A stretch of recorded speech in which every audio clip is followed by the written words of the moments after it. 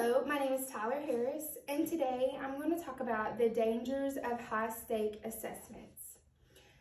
As a student myself, from 7th grade on to my junior year, I was penalized every year in the school that I went to.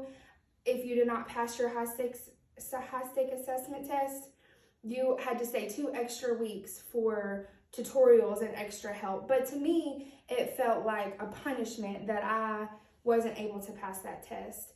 And I just had severe test anxiety. And even though I knew the material, I couldn't perform well in the testing atmosphere.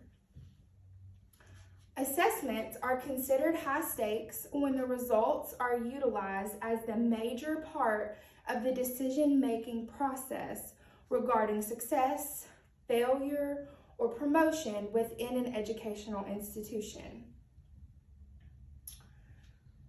Now we're going to talk about high stakes and low stakes assessments. Assessments are very important in the education system. It's important to know what our students know and where they are. But there are differences.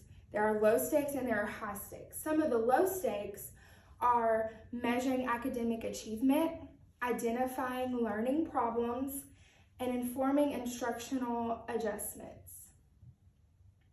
Some of the high stakes are outcomes are used to make major decisions regarding promotions, admissions, graduation, or salary.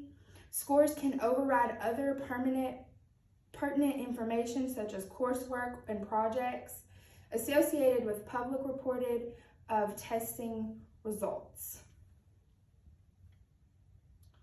According to the Glossary of Education Reform, proponents of high-stakes testing believe that the promise of rewards or threat of punishment will motivate and incentivize educators to improve school performance, teaching effectiveness, and student achievement. It holds schools and teachers accountable for providing high-quality education to all students. And I can personally say, from my experience, it didn't feel like a reward. It was a threat, and it made me, during testing time, I was terrified because I felt like my whole worth depended on what I was gonna make on that test. It didn't matter what kind of student I was. It didn't matter how good I was at school. It just depended on that one grade from that test. Some of the pros of high stakes testing holds teachers accountable for ensuring all students learn, motivates students to work harder, learn more, and take tests more seriously to promote achievement, establishes high expectations for educators and students, reveals areas of educational need, and provides accessible and easily understandable data about school and general student performance in the form of one test score. So that shows that it is important to have testing to show you, are your students learning? Are there things that you need to change while you're teaching to help them understand it better? Some of the cons are it forces the educators to teach straight to the test, nothing but what's going to be on that test. It promotes a narrow academic program because rather than engaging and challenging well-rounded academic programs, you have to teach straight to the test. It may contribute to dishonesty and cheating, especially if there's incentives and extra pay involved on how well your students do on that test. It correlates to increased failure rates and higher dropout rates, particularly for minority groups and students from low-income households, and encourages negative stereotypes of certain student groups. I know that none of my friends ever failed their high stakes exam. I was the only one. And it made me feel so much less than all my other friends just because I couldn't pass the test. And I made straight A's in my classes. I knew the material. I just had extreme test anxiety. And I knew that my worth was going to be measured by that one test and not how I was throughout the whole school year.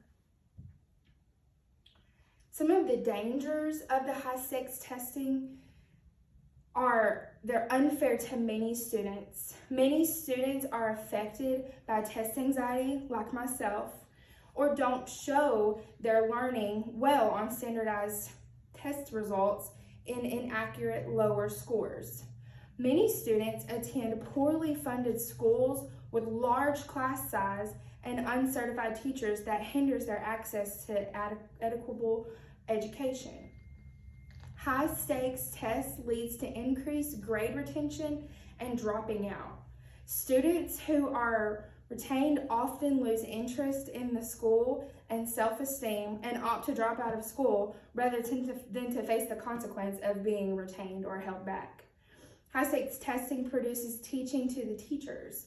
Subject topics and skills that cannot be tested in standardized format are often ignored or not taught adequately.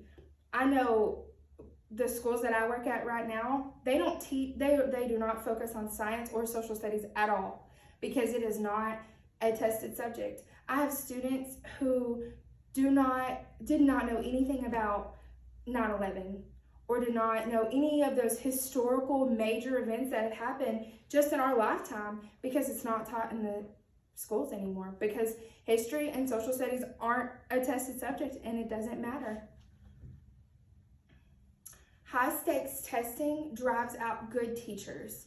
Good teachers often become discouraged by the overemphasis on testing and leave the profession altogether. High stakes testing misinforms the public.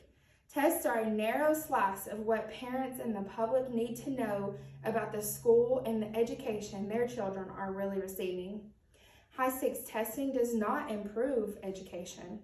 Many resource groups clearly state that major education decisions should not be based solely on one test score, as it punishes students and often teachers for things that they cannot control.